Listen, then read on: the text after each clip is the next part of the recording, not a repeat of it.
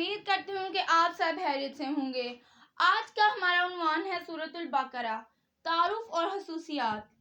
سورۃ البقرہ قرآن مجید کی ترتیب کے اعتبار سے دوسری اور سب سے طویل سورت ہے۔ اس سورت میں کل 286 آیات ہیں۔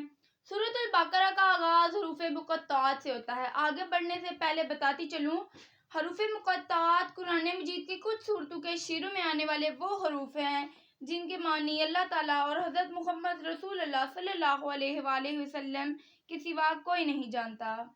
سورۃ البقرہ کی آیت 67 تا 73 میں اس گائے کا واقعہ مذکور ہے جسے ذبح کرنے کا حکم بنی اسرائیل کو دیا گیا تھا۔ اس لیے اس سورت کا نام بقرہ ہے، کیونکہ بقرہ عربی زبان میں گائے کو کہتے ہیں۔ اس واقعے میں بہت سی حکمتیں ہیں، جن میں سے ایک اہم بات یہ بھی ہے کہ اللہ تعالیٰ انسانوں کے مر جانے کے بعد انہیں دوبارہ زندہ کرنے پر مکمل قدرت رکھتا ہے۔ نبی کریم صلی اللہ علیہ وآلہ وسلم جب ہجرت فرما کر مدینہ منورہ تشریف فرما ہوئے تو یہ سورت نازل ہوئی۔ مدینہ منورہ میں جن لوگوں کو اسلام کی دعوت پیش کی جا رہی تھی وہ مکہ مکرمہ کے رہنے والوں سے مختلف تھے۔ یہاں اسلام کی دعوت جس مرحلے میں داخل ہو رہی تھی اس کے ضروریات اور تقاضے بھی بالکل نئے تھے۔ اس لیے اس سورت کے تقاضے اور مضامین اور موضوعات کا مکی دور کی سورتوں سے فرق بہت نمایاں ہے۔ سورۃ البقرہ بہت فضیلت والی سورت ہے۔ صحابہ کرام کے زمانے میں جو شخص سورۃ البقرہ اور سورۃ آل عمران کا عالم ہوتا تھا اسے بہت عظیم اور لائق تکریم شمار کیا جاتا تھا۔ مسند احمد 12216۔ چند اور خصوصیات بتاتی چلوں، حضرت محمد رسول اللہ صلی اللہ علیہ وآلہ وسلم نے فرمایا، اپنے گھروں کو قبرستان نہ بناؤ، یعنی ذکر و تلاوت سے گھر کو خالی نہ رکھو۔ بے شک شیطان اس گھر میں داخل نہیں ہوتا جس میں سورۃ البقرہ کی تلاوت کی جائے۔ صحیح مسلم 780۔ نبی کریم خاتم النبیین صلی اللہ علیہ وآلہ وسلم نے فرمایا، ہر چیز کی ایک چوٹی ہوتی ہے اور قرآن مجید کی چوٹی سورۃ البقرہ ہے۔ جامعہ ترمذی 28078۔ حضور اکرم خاتم النبیین صلی اللہ علیہ وآلہ وسلم نے فرمایا، سورۃ البقرہ پڑھا کرو، اس کے پڑھنے میں برکت، چھوڑنے میں حسرت اور بد نصیبی ہے، اور اہل باطل یعنی جادوگر، کاہن اور مکار لوگوں کا اس پر بس نہیں چلتا، یعنی کہ ان کا فریب اثر نہیں کرتا۔ صحیح مسلم 804۔ سورۃ البقرہ قرآن مجید کی 7 طویل سورتوں میں سب سے بڑی سورت ہے۔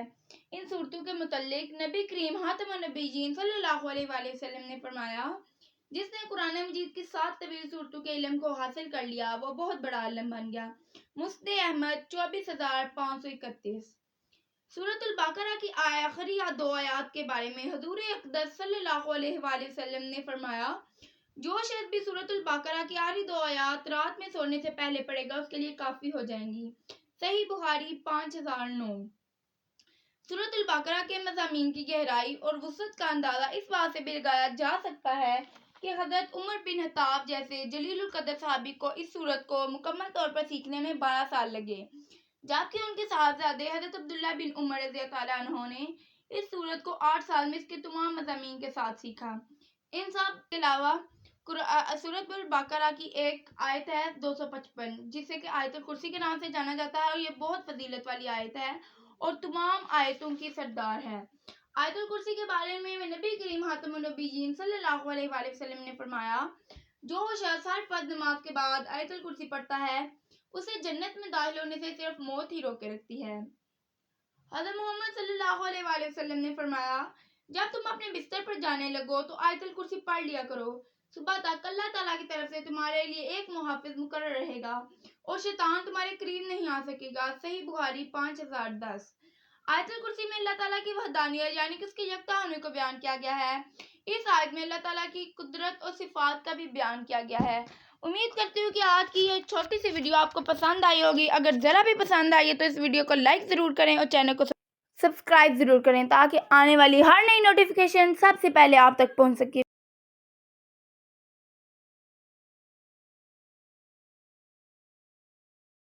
فی امان اللہ، جلدی ملتے ہیں ایک نئی اور مزیدار ویڈیو کے ساتھ۔